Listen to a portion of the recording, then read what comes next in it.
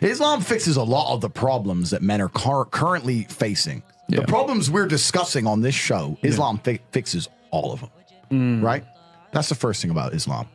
And I'm not a Muslim, right? If I had to choose a religion, I would, because I live in an Orthodox Christian country, I go to the Orthodox Christian church. I donate $20,000 a month to the church in the country I live in. The church in Romania is very powerful, and I like having church friends. So I give them a lot of money, right? So I would guess I'm an Orthodox Christian. But if I had to bet on one religion as if I were betting on the stock market for the future, you have to bet on Islam. Because Muslims are intolerant. And I'm not saying that disrespectfully. Because if you're tolerant of everything, then you stand for nothing. Yeah. Facts. Christians are so tolerant now. You don't believe it. They have gay pastors that I'm not even anti-gay, but if the book says don't have, like, what do you believe in now? Right, yeah. If you're tolerant of everything, you stand for nothing. I can walk through London with a T-shirt saying Jesus is gay, and nothing will happen to me. If I did the same thing with the Islamic prophet, I'd be dead before I got to the end of the street. Boom. That's how much they believe and respect. And I respect people who stick up for what they believe in. Yeah. It's not even about me believing in it. I respect them because they believe and they will defend. Muslims are the only people who will defend their religion. They will defend their beliefs. They refuse to be mocked. They refuse to be insulted. And I respect that about them. I respect that. That's an amazing thing about them, right?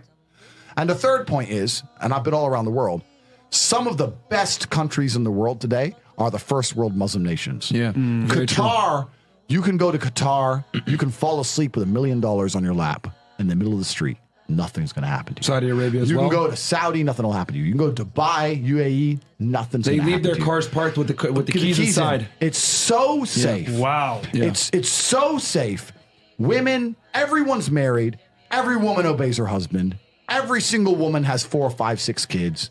Big families, all the things we're talking about, all the problems we have here, right? They've got none of that, none of it, because of Islam. Islam keeps society in the role where women obey their man, women have children, women have big families, women are exceptionally happy to do so. Yes. Before some Western girl comes in here and runs her mouth, the Islamic women are happier than any you're going to see in the club tonight. They're very true. They're happy.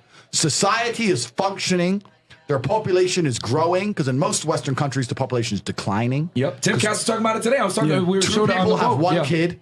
Doesn't work. Doesn't work, right? Two people need to have 3.1 kids because people die, right? People die prematurely, blah, blah, blah, blah. Yeah.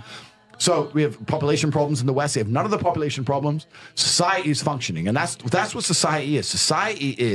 Society starts at the smallest possible group. You have families, and families make a street, and that street makes a village, and that village makes a town, that town makes a city, and that city makes a country. So if it's broken at the very fundamental level, if its family level's broken, then it's broken the whole way up. Yep.